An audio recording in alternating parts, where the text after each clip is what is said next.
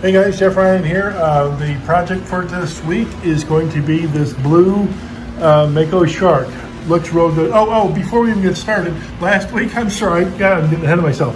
Last week I ended off with painting this, the chromy blue. And oh my God, look at it, came out so good.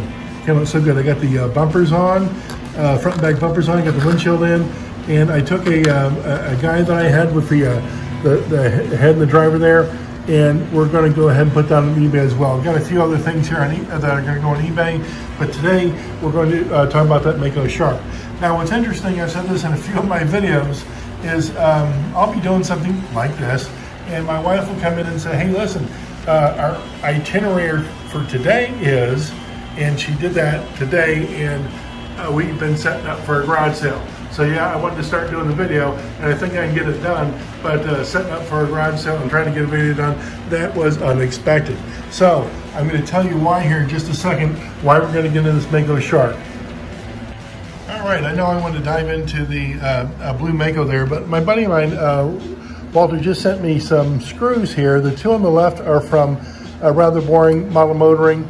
The two in the middle there, they're on top of each other. They're Walthers. One of them is a 1/4 inch. The smaller one is the 3/16, and the one on the complete right is an original Aurora one.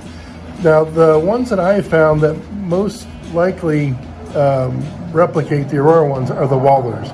And the reason I get the 3/16 are for like back screw posts, like on the Torino and on the Cheetah there. Those are short screw posts to begin with, and I use the 3/16. But the ones from Rather Boring, not bad at all. They're a little bit thinner by just a hair, but they hold real good. Okay, let us dive into the Mako shark here. As you can see, I got it off of eBay for 40 bucks. And I liked it, you know, Aurora, Mako shark blue, very common, you know, very common. And I kept looking at it, and then we got down to this picture here, and I wanted to see, hey, yeah, it's good. It's got a bumper. That looks good. But in the other pictures, I couldn't see if it's got the front bumper. And then I get here, and I could see the front bumper. I could see it, so I was pleased as punch. But then just looking at the pegs, it's slightly blurry there, but they just look a little funky. And in the back there, I got a little suspicious of the bumpers right away. I mean, it looked like reproduction bumpers on there because, you know, Aurora would you know, like hot knife them in or they'd melt them in. But I'm looking at it, I don't care. It still looks like it's in great condition. But down in the description, it said, you know, brand new, unopened, undamaged. I see all that, yeah, handmade and all that. See the other details, our own Mako shark, never been mounted. Well, when I saw never been mounted, yeah, I get it, but I still see, I see screws, you know, I see screws. So what I did is I thought I would message him. I thought I'd message him. I really wanted it. And so when I asked him, I said, you know, hello, the description says never mounted, but there's screws in the pose, right? You know, please advise, thank you. And he was kind enough to give me a reply, and I don't want to say he shouted back, but all caps means you're shouting. It says that the screws were added, but never mounted to the chassis or tractor.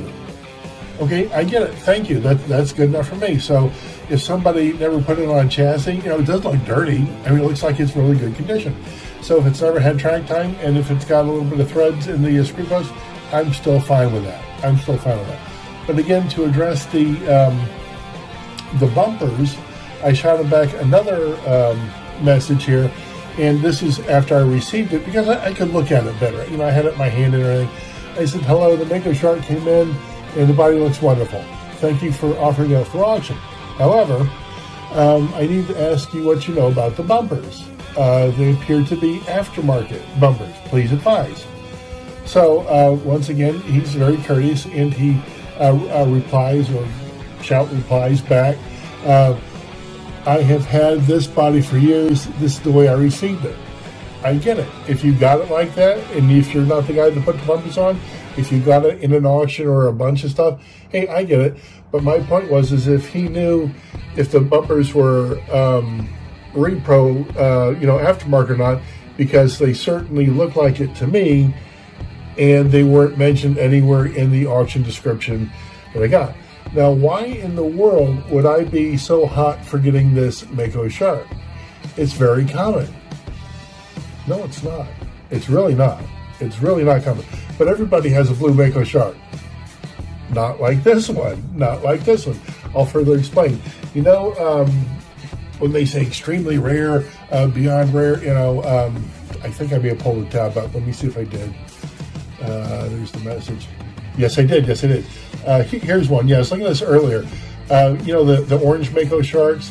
They're like the holy grail because they're the what do they call it? Thunderjet orange, ultra rare. So this is considered ultra rare.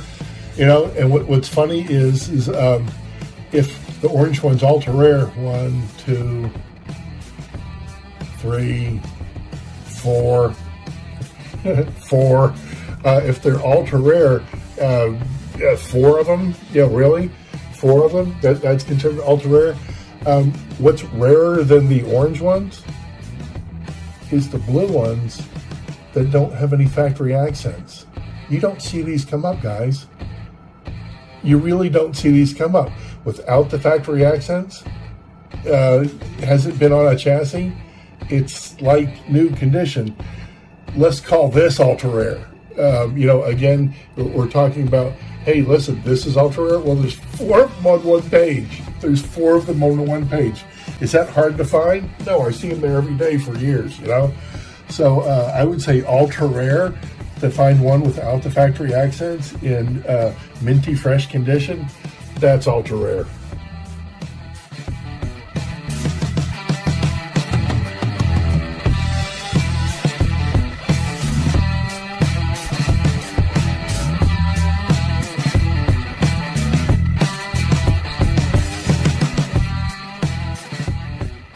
To further go on about the point, one of my viewers, where is he at? He was on one of my pages here. Let me see if I can find it. Where is he at? Yes, here it is. Here it is. I'm sorry, I did have it open.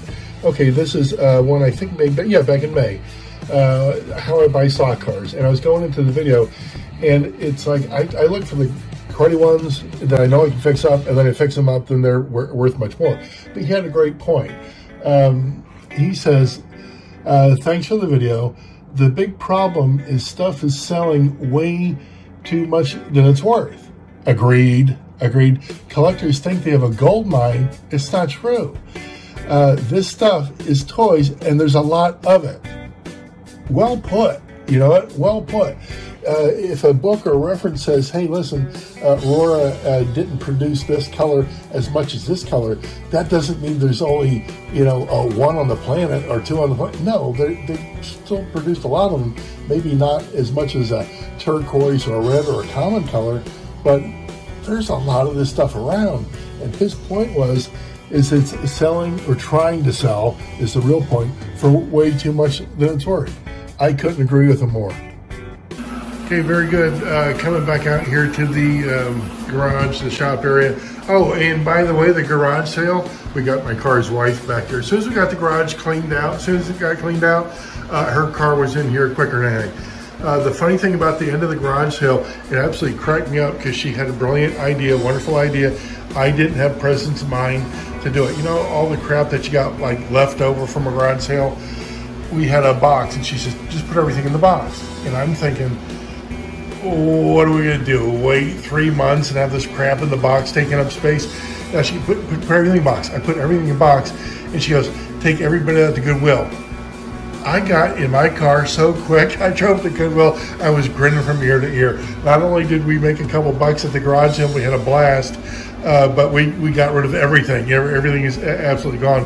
And my wife said it before I did, but it was interesting how people would come into the garage and they would obviously see the slot car layout, and there wasn't anybody who didn't comment on it. There's a couple of people who had no idea what it was, but the majority of people that were looking really, really liked it. Okay, guys, so anyways, back to the blue Mako shark. Now, when I first got it and I started looking at it, I could see, obviously, hey, listen, look at the chrome on that back bumper. That's not 60-year-old chrome. You know, front bumper as well. It's just not. And then when you see the pegs back there that weren't like hot knifed in, that's a reproduction bumper. And there's also, you know, the pegs there, they weren't hot knifed in. That's a reproduction bumper. And I also, with my thumbnail, when I first opened it, I noticed a little smidge of glue on there, and I just kind of took it off. But what's interesting is the windshield. I think that bugger might be an Aurora windshield. I mean, it is like spot on. So just for fun, I'm going to take apart the white Mako I have, because that's the one that is that has all the factory accents and everything like that. And the reason I'm not going to take these off, the brown and the orange, is because those don't have the factory accents on, and I want to see. I have reproduction bumpers in those, so I want to see what the Aurora looks like compared to what we're looking at on the Mako there. So give me just a second. Let me get my screwdriver. Okay, very good. I just got the body off, and you see there, either side of the screw post, you know what I'm talking about? That they're obviously hot knifed in there. That's a gimme. And look at the thinness, you know what I'm going to say, as far as the chrome on here. That's Aurora 60-plus-year-old chrome. And again, look at the way that those bumper, the little pegs are hot knifed in there. That's how they did it. So these are obviously, even if the guy didn't know it,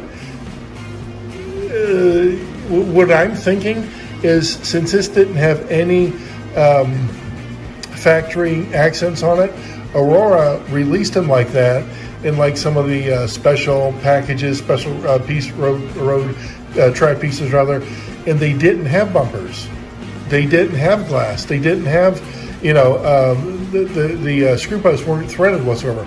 So somebody probably got this, and I'm speculating, somebody probably got this through one of those special track offers that they had, and then would love to complete the project and did so, because that is not 60-year-old chrome. It's not. I like it. I really like it. I use the stuff all the time. So the guy probably didn't know that it was, you know, hey, reproduction, even though he stated he got it there for years. He had it for years. Well, let me tell you something. Phil Pinion, road race replica, rather boring. Model, they've been around for years. So if you've had something for years, I understand, but reproduction bumpers have been around for years. They really have. They really have. So I'm just going to literally wash this up and go ahead and put it on a chassis and get on track. It just looks so good. And again, the reason I couldn't pass it up is, you guys know I love the ones that don't have any factory accents on it. All right, let me give it a bath. Just got out of the bath. I was getting ready to use the VRP, the vinyl rubber plastic. And one thing I haven't even addressed, I still got a little bit of water on it. I haven't even touched the screws. So I don't know if they're threaded down far. The back one doesn't look like it's enough, does it? I'm gonna have to, let me set the camera up. I'm gonna have to see if those go down any further, if that's it. I have no idea. Good, let's just give it a whirl, see what we get here. If they're, I don't know, the front one, it might be good enough, but let's see if it goes down any further. No, that's it right there. That's max. Let's check the back one just for fun. I mean, that's setting up there pretty high, you know what? Hopefully it'll go down a little bit further. Okay, yeah, it does a little bit. Okay, good, we got it. Okay, good. That went further than I thought. No, it's starting to tighten up right about there. Yeah, you feel it tighten up. That's not good enough. Okay, I'm gonna hold this in front of me. I'm gonna thread the screw post a little bit further down on both of them. It looks like that back one needs more than the front one does. You know what? All right, let me get after that. With the back one, very quickly, what I did, I started like threading the screw post. I did it a few times, and then I just went ahead and got one of the 3/16 screw and put it back there, and it fit perfectly. The front one, I did about a full, no, not even a full turn, maybe So maybe about 3/4 turn I got on that bugger, so it's down a little bit more. So it is time for the VRP. I'm gonna go ahead and shake this stuff up real good. Guys, always shake it up before you use it. And I know we're just gonna use a drop or two, but that's all you need. Just got some of the VRP on there. I gotta grab a towel, I don't have one handy. And I'm just gonna wipe it in, then I let it set for about 15 minutes, that's it. Okay, good, the VRP's on there. I'm just gonna let it set for a bit. Then when we wipe it off, I'll just like shirt buff it out and it should look awesome. All right, very good. I know it's been long enough, and that VRP is going to come off there. Well, it looks good while it's on though, doesn't it? Looks real good. All right, just towel wiped the VRP off and took my shirt and buffed it out. Look at this. Is that not unreal? That's like factory fresh right there, guys. That VRP is really something. I will say this, one of my viewers stated this, that he had an issue with the VRP. He said it started removing some of the paint on his slot car. Again, I have not had that issue, but he stated it and he stands by it. So use it if you want, but I did have one viewer say it did affect some of the paint on one of his slot cars. So anyways, boy, look at this. Look at this, absolutely wonderful. Let me go and scrounge up a chassis. It's time to get this thing on the track. Since I had it handy, I just took the chassis I had for the white VIP here. I'm gonna go ahead and put it on the blue one. Doesn't that just look absolutely awesome? That VRP does such a good job. All right, let me get that chassis on. I know, right? Look at that thing. Look at that thing. That looks like it is pristine and ready to go, track ready. Let me go and grab the controller real quick. Oh, I like that.